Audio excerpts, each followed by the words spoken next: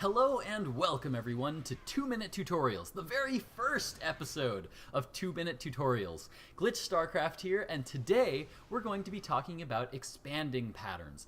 Why do we take the bases we take?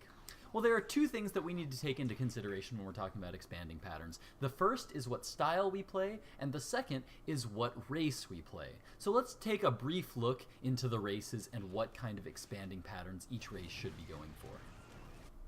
In general, Protoss and Terran players have similar expanding patterns. They like to expand towards their opponent.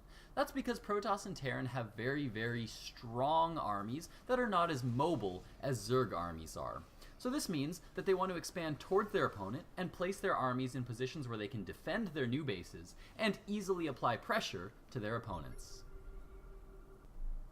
On the other hand, Zergs have very fast armies, and their bases are connected by creep. That means that Zerg can jump back and forth between their bases very quickly to defend. They can move between their own bases much faster than an attacking Protoss or Terran can. So this means that in general, Zergs want to expand away from their opponents, so that their opponents have to come bigger distances to come deal damage to their bases. There are a lot of different maps out there on the BattleNet ladder, so let's take a look at a couple of current examples. Okay, so let's take a look at Whirlwind LE. If you are a Terran or a Protoss player spawning here, and your opponent is spawning here, you're generally going to want to take your natural in the normal spot, but then you're going to want to take your third here. This way you can place your big army here, defending your third base, while still being able to apply pressure to your opponent.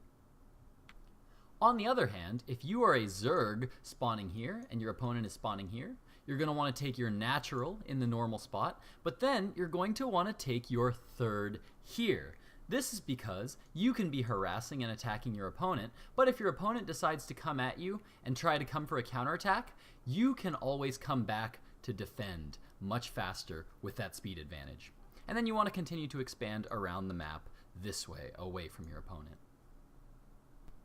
And here's Newkirk Development Precinct. Again, if you're Terran or Protoss spawning here, and your opponent is spawning here, you want to take your natural here, and then take your third here, moving towards your opponent.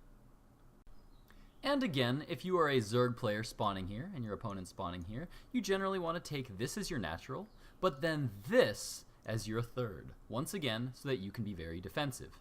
Now keep in mind, these rules don't apply all the time. If you're a Terran player who likes going for a very heavy drop style of play, you're going to want to expand a little bit more like this. Why? Because you're going to be sending drops around the outskirts of the map, so you're going to be splitting up your army into smaller and smaller chunks. So as a Terran in that position, you want to be taking your third here, like a Zerg, so that you can be placing your smaller, weaker army here in a spot where you can defend, and your opponent is going to have to commit a little bit more if they decide to come for an attack.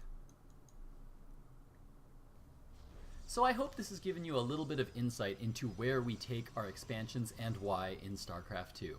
Thanks so much for watching, guys. This has been 2-Minute Tutorials. Glitch, out.